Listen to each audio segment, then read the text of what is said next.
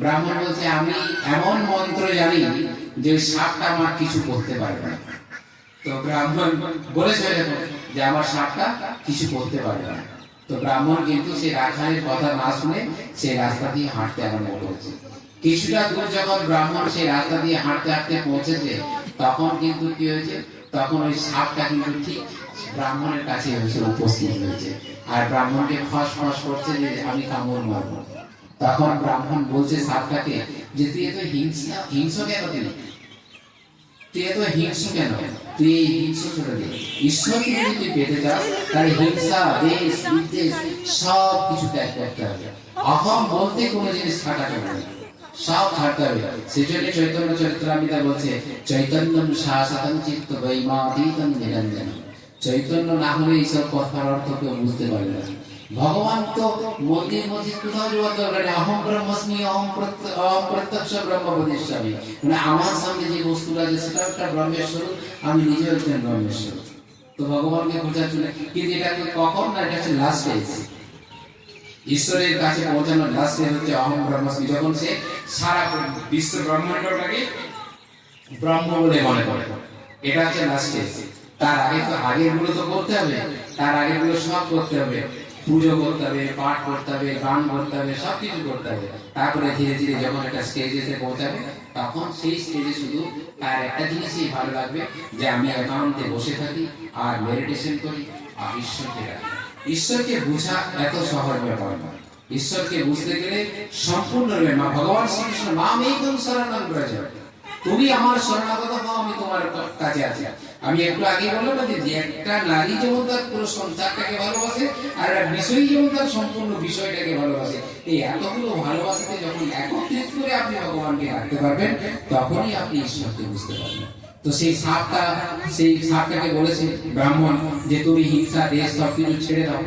তারপরে ওকে গুরু মন্ত্র দিচ্ছে সাপটাকে গুরু মন্ত্র দিয়ে ব্রাহ্মণ সেই রাস্তা দিয়ে হেঁটে চলে যাচ্ছে এবং বলছে আমি পরবর্তীকালে এসে তোমার সাথে দেখা করবো।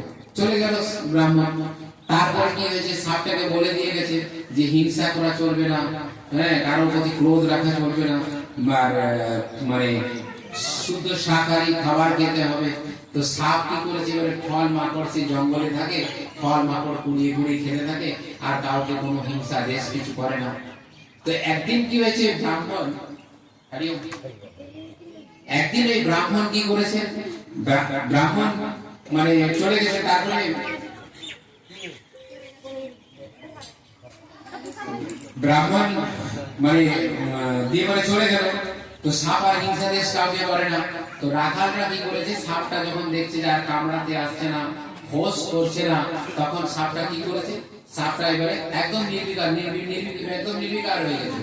তখন রাখালরা কি করেছে, সেই সাপটাকে আছড়ে ধরে মেরেছে, পিটেছে, বিভিন্ন রকম করেছে। তো বেশ মাস ছয়েক চলে গেল।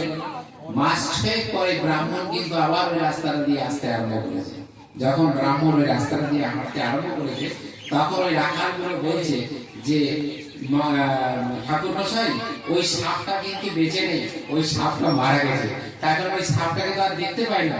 তখন ব্রাহ্মণ বলছেন যে আমি যে মন্ত্র ওই সাপটাকে দিয়ে এসেছি, ওই সাপটা এত সহজে মরতে পারে না। হ্যাঁ, ব্রাহ্মণের বিশ্বাস হয়।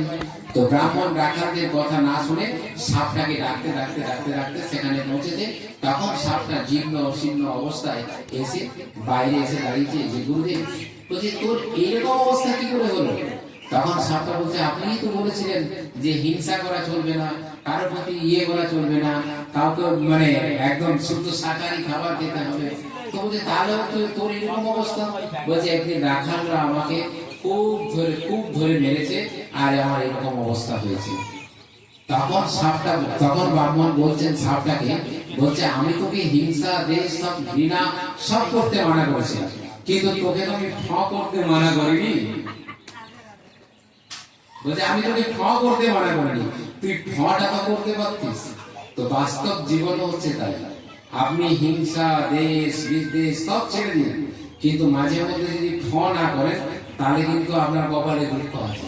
হ্যাঁ, কারণ বৌমাদিকে যদি আপনি সবকিছু ছেড়ে দেন না, ও মাঝে মধ্যে বৌমাদের পেছনে কাঠি করতে হবে, কাঠি না করলে হবে, মানে মাঝে মধ্যে করতে হবে। এটা কিন্তু বাস্তব সত্য, তবেই সে সঠিক রাস্তায় চলবে। তা আমাদের বর্তমান অবস্থাটা হচ্ছে সেই ঠিক সেই জায়গায় আমরা ফালতু জিনিস নিয়ে সকাল থেকে সন্ধ্যা পর্যন্ত ব্যস্ত থাকি, বাট ঈশ্বরকে নিয়ে আমরা কেউ ভাবি না। মেডিটেশন জব হয় কম্পালসারি। যদি তুমি দেখবে সায়েন্স নিয়ে আমি একজন সায়েন্সের স্টুডেন্ট, আমি সায়েন্স নিয়ে পড়েছি। তো আমি যখন পড়াশোনা কমপ্লিট করে আমি একটা ছোট সার্ভিস পাই, তো আমি সেই সার্ভিসটা করি সেন্ট্রাল গভর্নমেন্টের। তো আমি যখন চাকরিটা করি তারপরে আমি স্বামী বিবেকানন্দকে স্টাডি করি। তো স্বামী বিবেকানন্দ কতগুলো চ্যাপ্টার রেখেছেন, যেমন হচ্ছে ধরুন প্রথম নাম্বার হচ্ছে অভ্যাস যোগ। অভ্যাস যোগটা হচ্ছে সব থেকে ইম্পর্টেন্ট আধ্যাত্মিক জীবন। আধ্যাত্মিক জীবনে যতক্ষণ না পর্যন্ত আপনি অভ্যাস যোগটা না নিয়ে আসতে পারবেন ততক্ষণ পর্যন্ত কিন্তু আধ্যাত্মিক জীবনে কিছু হবে না। তো অভ্যাস যোগটা করতে গেলে আপনাকে যে আমাকে এই টাইমে ঘুম থেকে